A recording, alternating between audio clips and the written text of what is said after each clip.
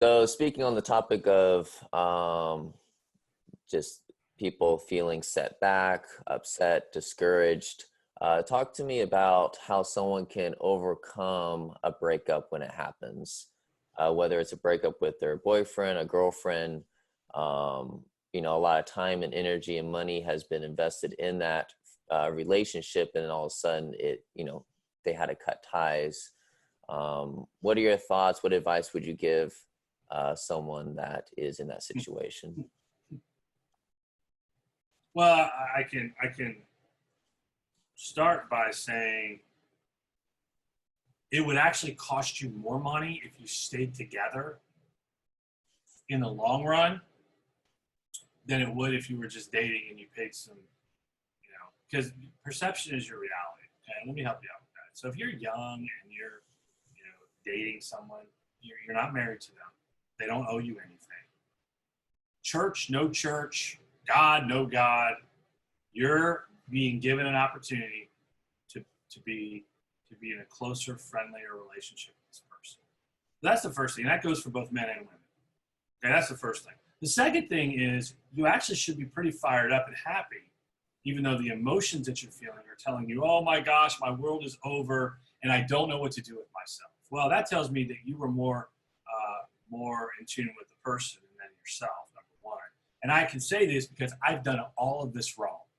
I have the absolute resume of failure when it comes to relationships, okay? Until now, in the last 20 years being married, but even with that, I've had to work on that internally in order to keep the marriage where it needs to be, because I make mistakes, and so does my wife.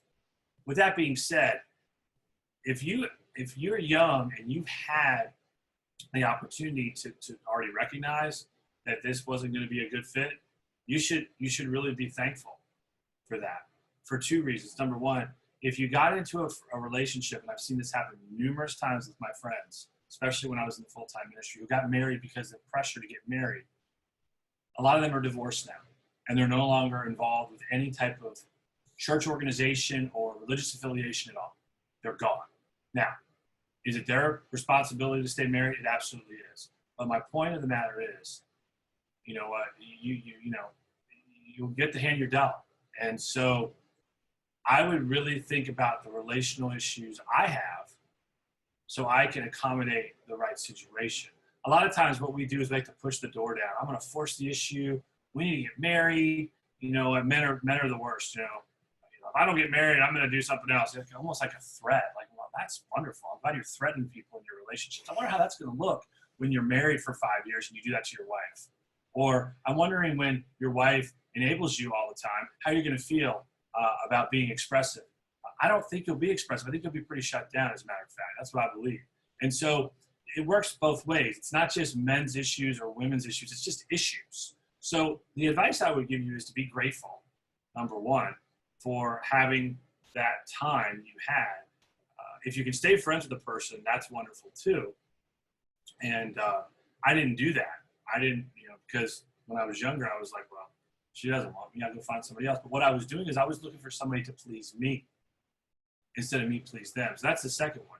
So be grateful. The other part is you got to please, serving. Relationships are all about serving. They're all about giving. They're all about manufacturing service. And people are like, well, no, it's got to be a good fit. Yeah, well, you know what?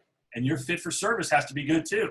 Because if it's not, then it's just a dead end. It's an alley with a brick wall. It's an alley with a brick wall. And so if you can create that for the second part, service. Anything you do in this world needs to have service connected to it.